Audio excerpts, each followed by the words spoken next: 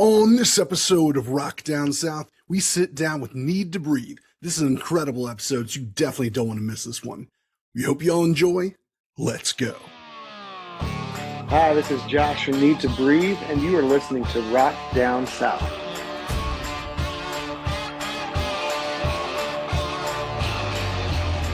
Welcome to another exciting episode of Rock Down South, your home for rock and country music. Today, we have the pleasure of speaking with Josh Lovelace from the rock band Needtobreathe. And this is probably one of my favorite episodes I've ever recorded. Needtobreathe is one of my personal favorite bands, and they have so many great tunes. They have rock songs, chill songs, dance songs, love songs, really the whole gamut. And Josh is a fantastic interview. We talk all about how he joined the band, the background behind some of my favorite songs, and of course, their new album Caves, coming out September 15th. And a whole lot more for you guys. I think y'all will enjoy this episode. So without further ado, here's the show. What's up, Josh? How you doing today, man? I'm good, man. How are you doing? I'm doing fantastic. Really excited to talk Needtobreathe today. We got the new album coming out September 15th, titles Caves. This is an exciting time for you guys. Yeah, man, we're pumped. This is crazy enough. This is record 9 for us. So, it's weird. It's like, we get excited about records, but we're like, are people still going to be excited about the 9th record? But it seems like they are. We definitely are. We're more excited about this one than we've been in a long time. We're pumped. Yeah, well, people are still just finding out about you guys, and and Yeah, probably just get into it right now about how I figured out about you guys, heard of you guys, before we jump into it. But yeah. I think Bear said it pretty good in an interview or something I heard one time that Needtobreathe is the biggest band that you've never heard of, which I think is totally accurate. Yeah, man. We get that a lot. Yeah, my wife actually is the one who turned me on to you guys, which is kind of funny because I'm the music guy, does the recommending. But she's Yeah. actually been a long-term fan ever since I think like 2006. She Oh, got a wow. free CD at Kohl's at checkout for the Daylight album.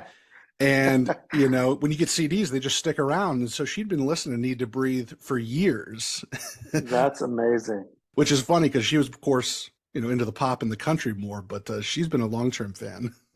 I love that. Man, that's a good marketing. We should get back in touch with Kohl's. They did some good work for us back in the day. I think that's the story. I mean, one of the guys maybe That's a could remember back then a little bit more since I think you started a little bit later. Yeah, no, definitely. Yeah. And it's funny, I was a fan too. So I mean, like I remember actually I bought I was a fan like around the Heat, which was the next record. And I remember buying the Heat at Walmart as a fan. So somebody was like, y'all should check out this band called Need to Breathe. So yeah, I get it. And that's awesome that she's been a fan that long. Yeah, yeah. So, of course, I'm more of the rock guy. I like the big songs of yours. Like Happiness and Hard Love. But yeah, I'm Yeah. just I'm just a fan of Bear's voice. It's got that really Yeah. interesting tone to it, and I think I just have a soft spot for people that just try to sing their butts off, and it shows. You know what I mean? Yeah, well, I don't know how he does it. So I'm a fan too. I'm always kind of keeping an eye on him because it feels like he's singing so hard. I'm like, is he going to lose his voice? And somehow he always goes to another level. And yeah, he's a different breed of a singer for sure.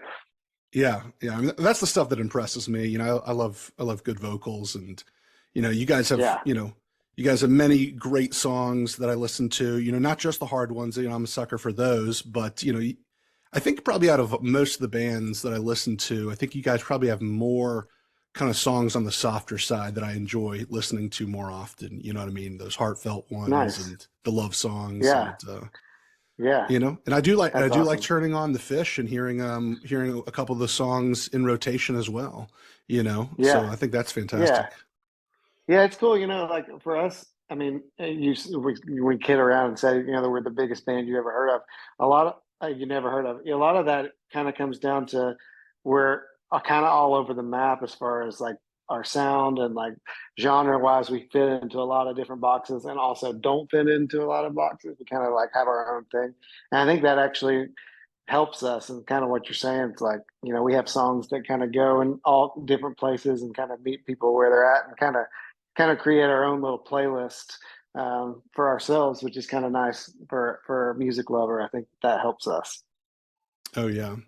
And so before we get a little bit further in the interview, I kind of wanted to maybe take a step back and talk about, you joining the band, but tell me about your growing up. I think you are from Knoxville, if I'm correct, and joined in Yeah, 2011.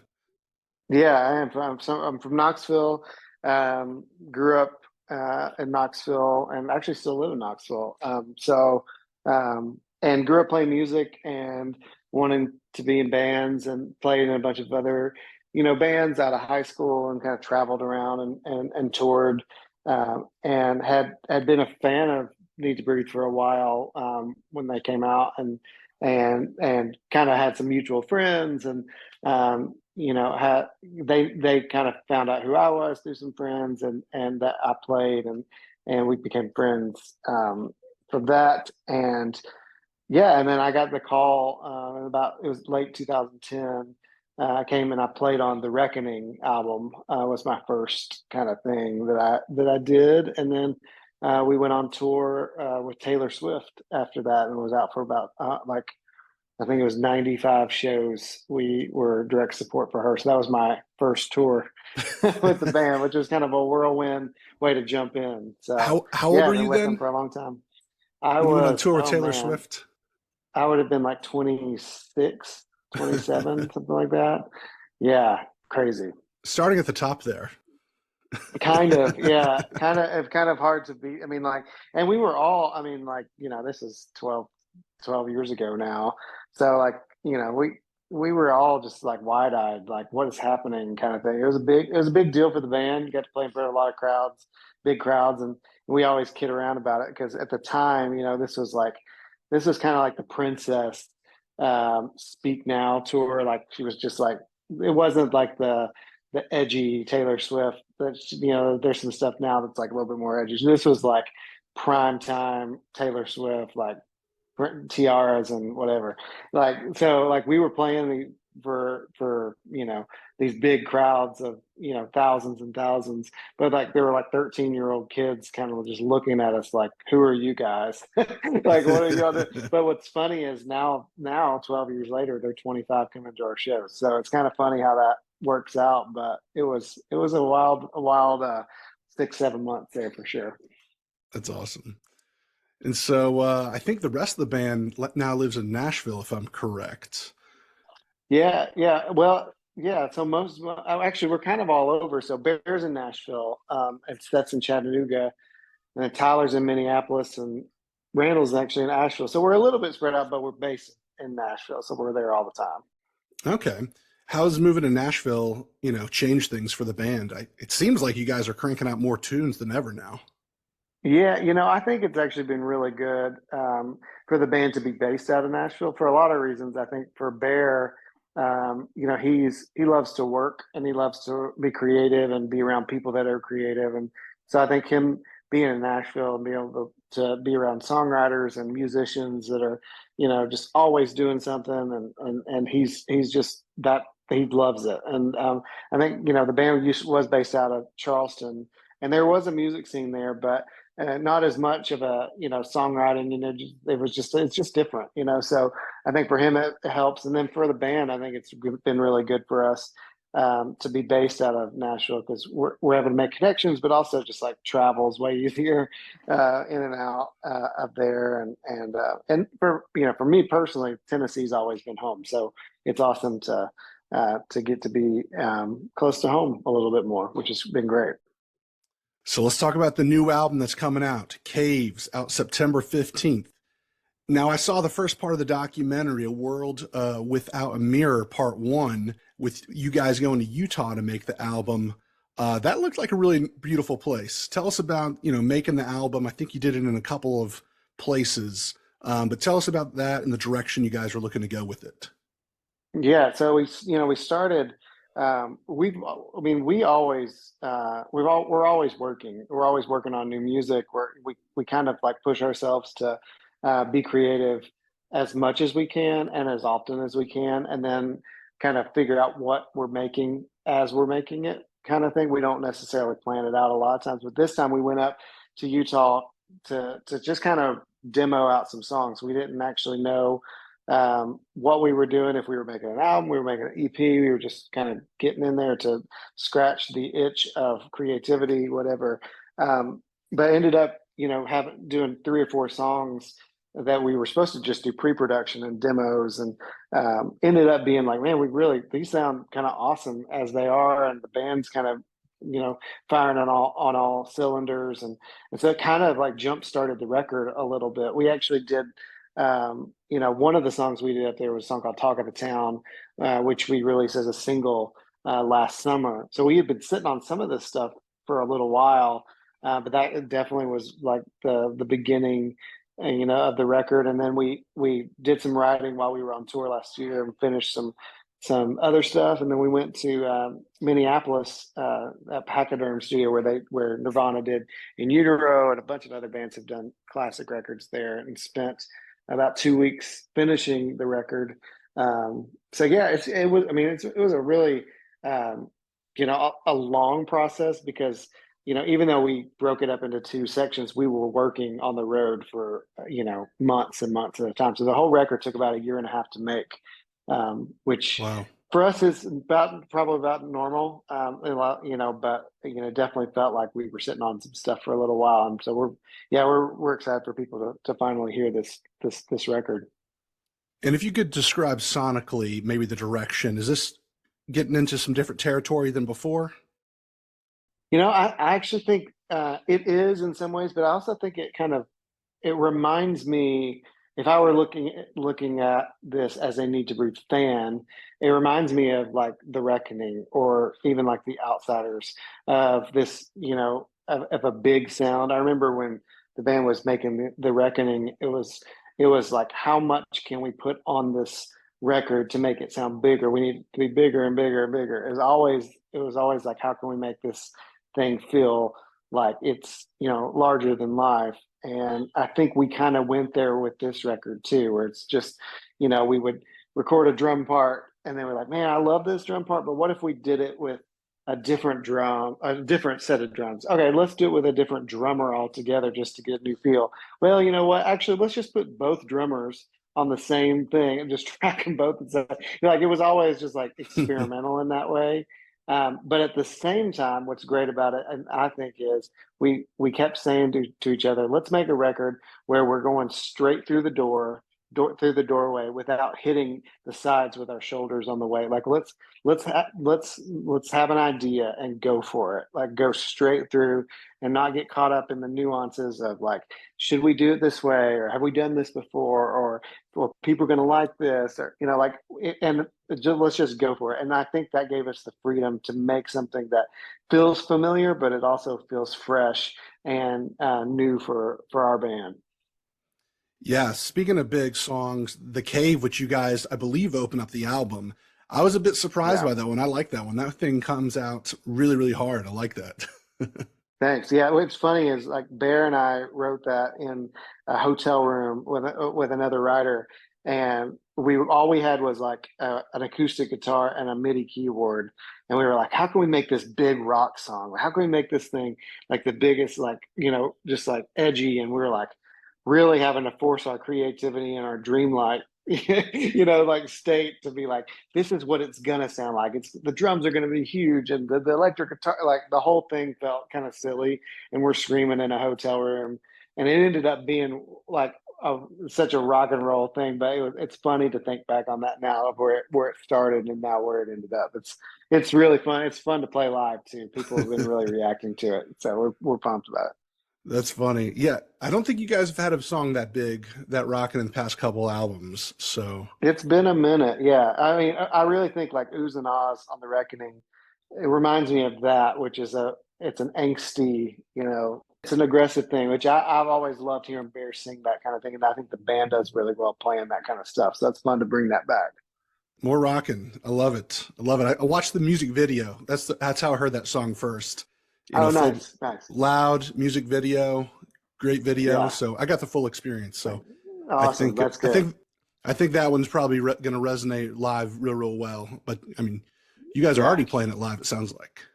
Yeah, we've been doing some one-offs this summer, some festivals and we've always been a band that just like some people would say like don't play the new stuff before the record's out. And we're like, let's go try it out and see what if we like it and see if the fans like it and see if we've always been that way. So we'll play new music, try to play it ahead of time. And we've been playing some of the record some of the songs we've been playing before the record's out, and it's been really fun to see people react to it, especially the Cave. We've actually been opening the show with that one, and it's if you haven't heard it, it is a little bit like jarring, like what is happening, But people seem to be digging it, which is cool. Is there a song off the album that you're excited for people to hear? Anything in particular that hasn't been released yet? Yeah, I mean, there's a bunch of them. Like I, we being an artist that makes the record and then finishes it and lives with it for a minute. I've been listening to the record for a minute, and there's been some surprises that have come back and been like, man, people are going to really like. If you're a fan of our band, you're going to love this, or like if you're just a fan of whatever, I think it's great. There's a song on the record called "Temporary Tears." Which we did in Pachyderm in Minnesota. And it's actually a live take, which is cool. So like Bear's singing it with Tyler playing electric. They're just at the same time, like in the room. And there's some great stuff on the documentary. The second part, you'll get to see us kind of in the studio making that.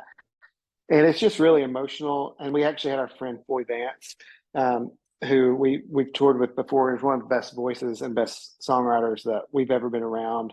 Probably just the best in general, whether we've been around him or not. He's awesome. So yeah, so we did that song with him. He sang on it, and to hear Bear and Foy kind of just like it's almost like they're singing in a boxing ring. They're just going back and forth, and it's one of the most meaningful and special moments on the record. And I think people are going to really like they're going to resonate with it for sure. It's really special. So I'm pumped for people to hear that one. Oh, that sounds cool. I can't wait to hear that one. Yeah, That sounds cool. yeah, man, it's going to be really cool. So when it comes to all the albums that you've had a hand in making, is there a song that comes to mind that the audience, maybe the reaction surprised you? Either maybe the song resonated stronger, emotionally or lyrically, or maybe it was just a bigger hit than you thought. What kind of comes to mind? Yeah, there's been a couple of songs like that.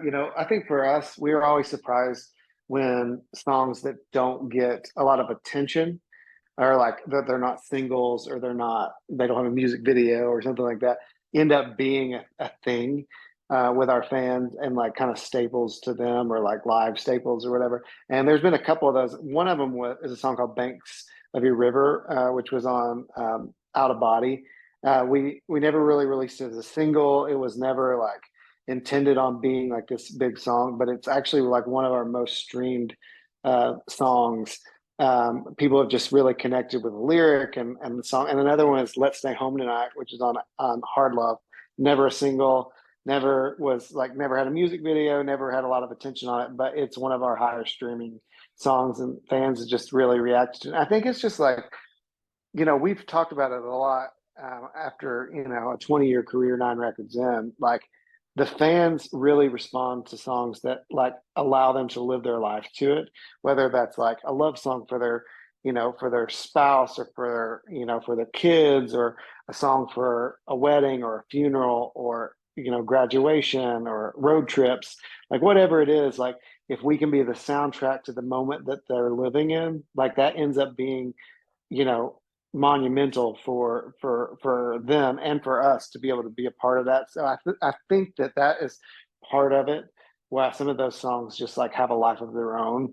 But we're always surprised by it. We're surprised by songs that there's been songs, that we wish that we put all of our eggs in that basket. We're like, this is the one.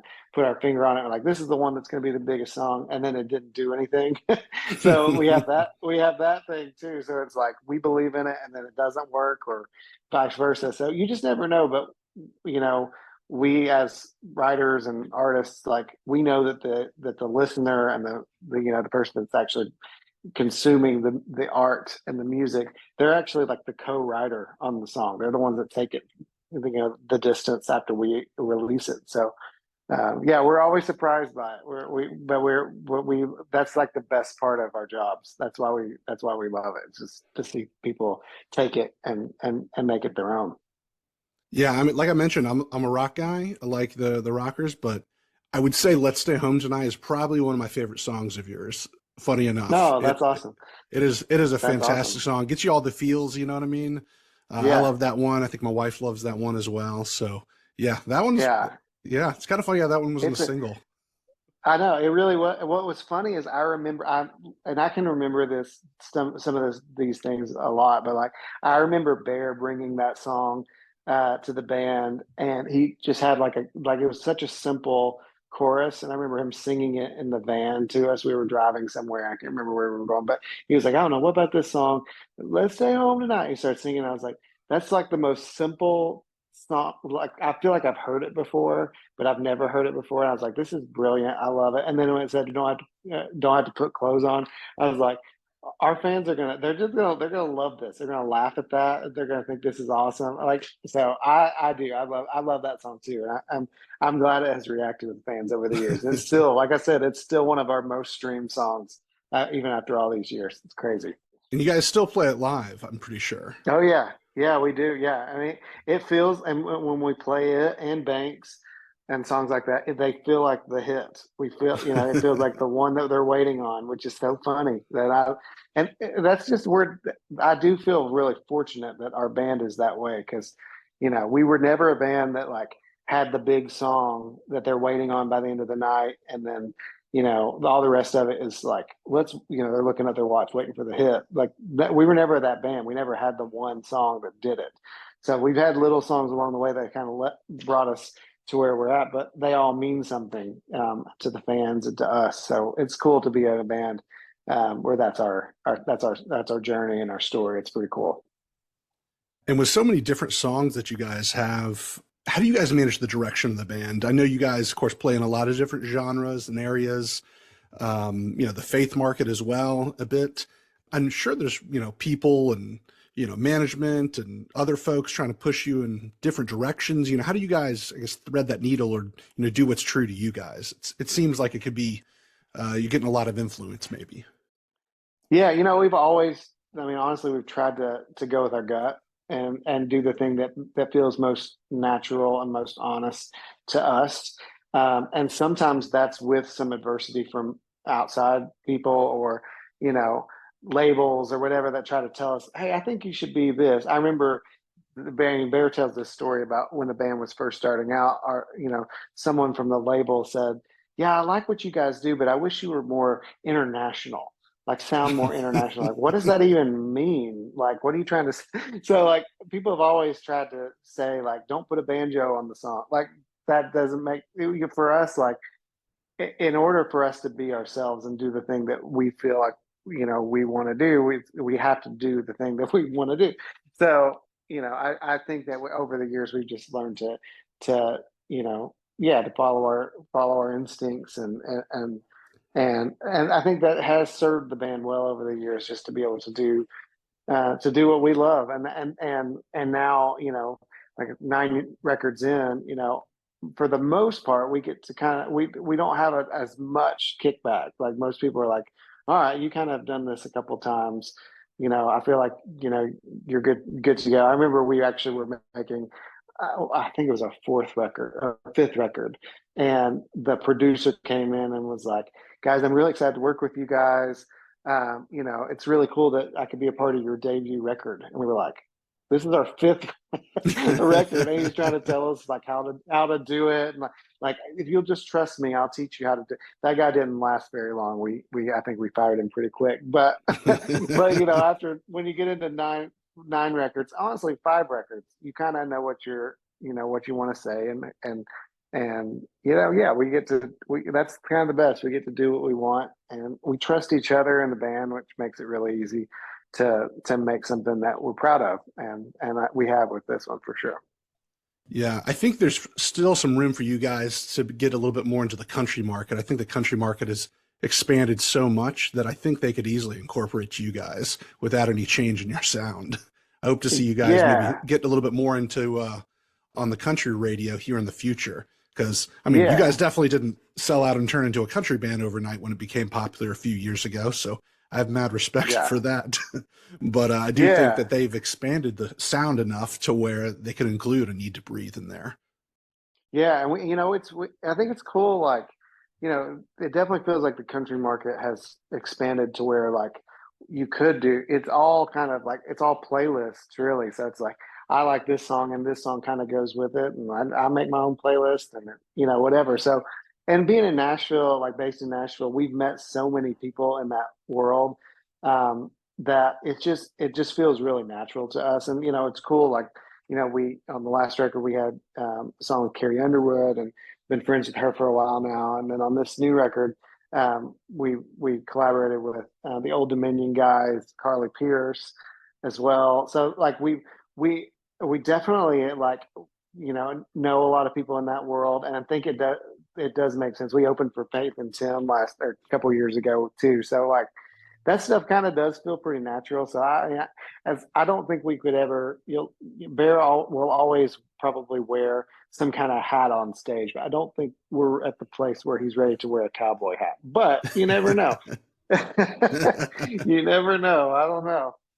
So, from what I hear, I think you're a big Braves fan, Atlanta Braves. Oh man, the biggest, and you know what, man?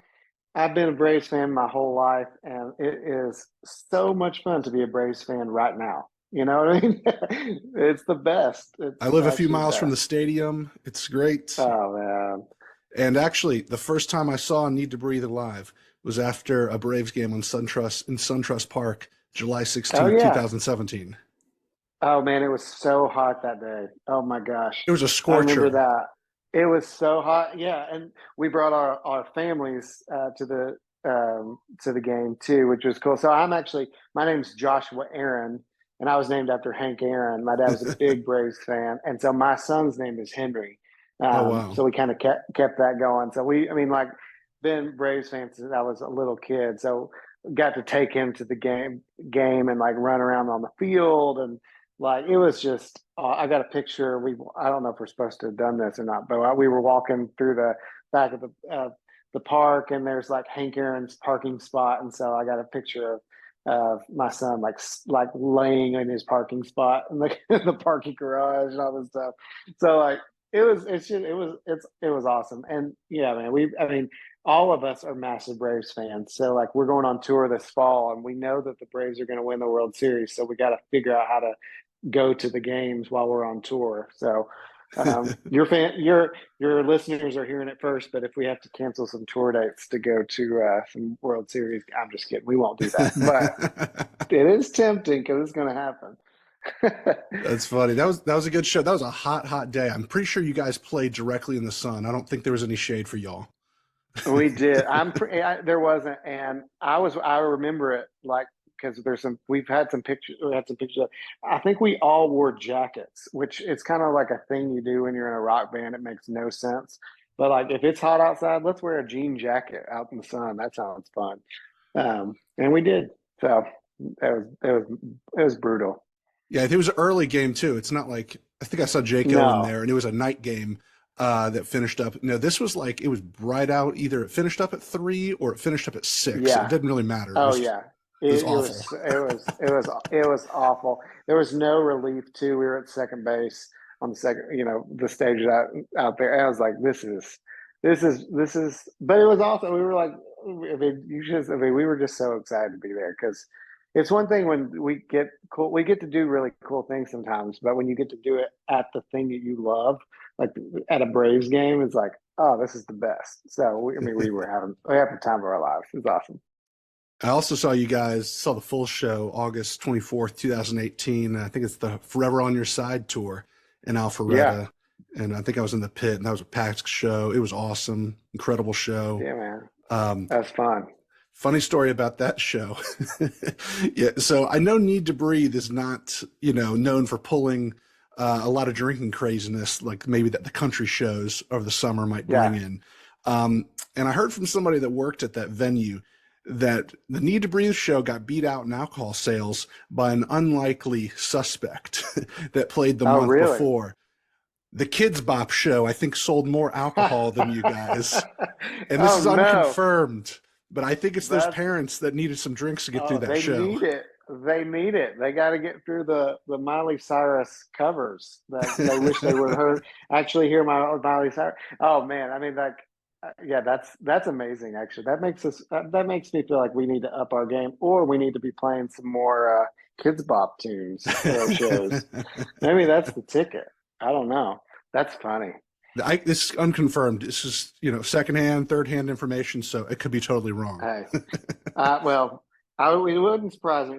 So I actually do some on the side. I have a kids project, so I do some children's music, and That's right. so I understand that world a little bit, and I bet it may not be confirmed, but I would go ahead and say it's probably true. So, Josh, I know you play keyboard, and I've seen you play some acoustic guitar on some acoustic songs that you guys do live. Did you ever try playing both live, or is that like not an option that you could just, do acoustic and let Bear run around the stage without a guitar for a little bit? Yeah, I mean, we've talked about it. I mean, I kind of like to play a lot of different things. So like, um, for me, a lot of times I'll end up playing the thing that needs to be played at the moment. So like whether that's a mandolin or acoustic guitar, or I've been known to play bass, or I could play drums a little bit if I need to. So um, somebody told me when I was growing up that if you wanted to get a job in the music industry, try to learn as many instruments as you can. So I kind of like fake my way on a bunch of them. So, but piano is definitely the one that if I had to bet on it, I could keep my job on that one. Everything else is up for grabs.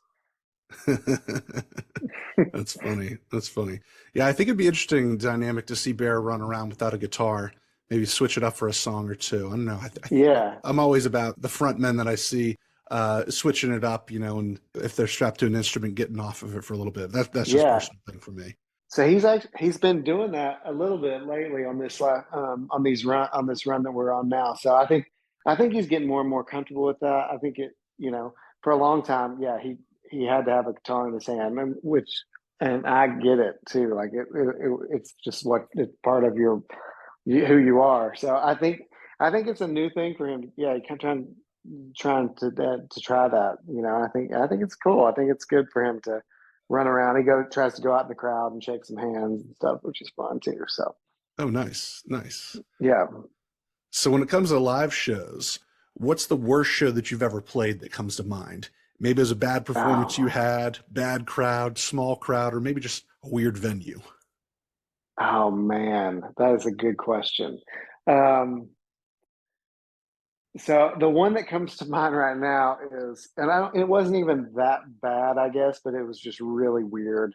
This wasn't that long ago, funny enough, but we played at we got hired to play like a congressional dinner, or like a bunch of politicians kind of thing. It's like a private event. And it wasn't like one party or the other. It was just I think it was just like a bunch of people there, and we were on a like a run of shows where we were playing like the big rock show. Like people don't know, like we do this big rock show where we have like all the lights and the production and smoke, and it's just rock and roll. But then we have like this acoustic show sometimes that we do where we kind of strip it down, and it's everything's smaller, and we're able to sing, tell stories, and all that stuff. But we had our rock and roll rig, like the show out, but we were like, well, we can do the acoustic show, but we can play our rock and roll instruments, which is a terrible idea. So like we show up in this venue, it's like this theater, and we brought in this massive production, all this big backdrop, and like the drums are 8 feet in the air. I mean, it looked ridiculous. And they were like, all right, we're gonna play acoustic. And I kid you not, the room I think sat like 3,500, but there were like 300 people there. It's like because they had just, there's a private event, like they didn't have it, and they were spread out all over the place. And so we're like playing acoustic for like 300 politicians who had never heard of us. And I was like, what are we doing? Guys, what are we doing? What are we doing right now? And then we packed it all up and went and rocked it out at some like dirty rock club the next night. I mean, like it was just such a weird, weird thing. But I mean, we've done a bunch of weird stuff over the years for sure. But that one's the freshest. That wasn't that long ago. So. I heard in an interview that you went to the restroom during a show when there was like a guitar solo or something and maybe got locked out. Oh yeah, yeah, I did that. Yeah. So I'll never forget. I literally, it was on the Reckoning tour. We used to have this moment in the show. This was 2012, so this is 11 years ago. But there was a moment in the show where um, Bear and Bo would sing like a couple of songs acoustic down front, and everybody else would like go off stage and kind of like bring the focus down front to them, and we would all just take a break. Well, I had to go to the bathroom so bad, and I remember I ran out to go outside and to the dressing room or whatever. Yeah, and I went out there and kind of and I could not get back in. I was like banging on the door, and it was Outsiders was the next song, and I made it. I finally made it in for the second verse. I missed the whole intro, first verse, and first chorus of Outsiders because I couldn't get it on stage. So I'll never do that again, even if I have the time. It makes I had anxiety about it for since then, so I won't do that again. But yeah, that is true. That really did That's hilarious. happen. Yeah. So tell me a little bit more about the solo music you have. I know it's kids oriented songs. Yeah, so yeah, when I started having kids, I did my first kids record back in 2017, and it was a bunch of songs that I would actually demoed for my son and daughter, for them to be able to hear my voice when I was on tour because we toured so much, and then I just kind of got really inspired by it and kind of produced them myself and brought some friends like Ben Rector and Ellie Holcomb and this band called Spirit Family Reunion, and some other friends of mine to be on it. And yeah, so I've released two other ones now, so I've done three altogether, and it's just fun for me to like um, use a different part of my brain and creativity and to do something that my kids enjoy and their friends enjoy and then when we're not on the road with Need to Breathe, I can go and do some kids shows and travel and do that. It's really fun. It's not Kids Bop. It's not that big, but it is a lot of fun. If they want an opener, I would totally open for them. So yeah, it's a lot of fun. That's cool. How old are your kids? Now they are 9 and 6, which is actually crazy. They'll be 10 and 7 next month, which is crazy because that was 6 years ago when I did the first record. So now they're not they really love Need to Breathe, which is cool. Like for a long time, they'd listen to our music at night sometimes because they know it as Daddy, even though I'm not singing, they're singing, but they just know it as my music. But now that they're getting older, they actually request it and they ask a lot of questions about it. And yeah, so they dig it. They're coming to a show in a couple of weeks, which is fun. Always fun to have them out. So yeah, it's a lot of fun. It's a lot of fun to be a dad and be in a band. It's hard, but it's cool. They get to see their dad do what he loves and get to come out and hang out on the bus and all that fun stuff. So it's really cool. So these next questions are what we close with and ask everyone. So first question, what would you tell your 21-year-old self? Oh man. Um, I would tell myself that it goes by so fast and to enjoy it, and to take your time and like take lots of pictures and just slow your heart rate down, slow it down so you can actually really enjoy what you're doing because you wake up and you're, 20 years later and you're like, oh man, where did the time go? So yeah, I tell myself slow down. Good answer. Next question, what are you drinking lately? And if you don't drink alcohol, it could be anything refreshing you like to drink. So I haven't been drinking alcohol for a little while now, but I have been drinking these Vibes drinks. They're called Vibes. It's like CBD drinks. So we got them on the road not long ago, and they're just great. They're like super chill. Like I'll drink one at night, and um, yeah, it's just like refreshing, like CBD drink. I don't know that or Lacroix. I can kind of live off the two of those things.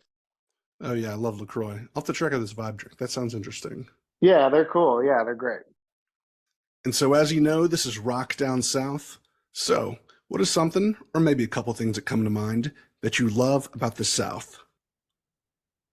Oh man, I love a lot about the South. There's, for me growing up in the South, I love that people, they love rock and roll. I remember as a kid, just like my dad used to roll down the windows in his car and just like turn up rock and roll. And, it was one of those vibes that you just be driving down the road and everybody's like, I don't know, it just feels like home to me. Just to think about, it's hot, but like the rock and roll is playing. It's just, there's nothing better. So, and to be from the South and live in the South, it's I'm proud of where I come from, and yeah, man, it's there's nothing like it. And grits, Oh, always a grits, of must. course, of course. Hey, thank you so much, Josh, for being a part of the show today. Where can people find and Yeah, connect with you online? yeah, man. You can go to needtobreathe.com, and all the socials are all like at Need to Breathe. And yeah, come say hello. And then we're going on tour this fall with Judah and the Lion on the Caves World Tour. It's gonna be fun. So come say hello. All right, new album Caves is out everywhere September 15th. Everybody go make sure you give it a listen. It's going to be a good one. Yeah, man. Thank you so much for having me. Thank you so much for listening to the show today. We hope y'all enjoyed this episode. I had an absolute blast talking with Josh. He's a super nice guy and was really fun to talk with. Need to Breathe is an absolutely incredible band that I've personally enjoyed listening to for a number of years now. And this episode was really special for me to record. So make sure to go follow Josh and Need to Breathe on all of their social media pages and check out their latest album, Caves, coming out September 15th. You can find all our content at rockdownsouth.com and make sure to go follow us on Instagram, Facebook, and Twitter for the latest updates. Leave us a 5-star review if you can. We would really appreciate it. And as always, the views and opinions expressed by our guests are theirs and don't necessarily reflect our own. I'm Mark, and you've been listening to Rock Down South. See y'all next time.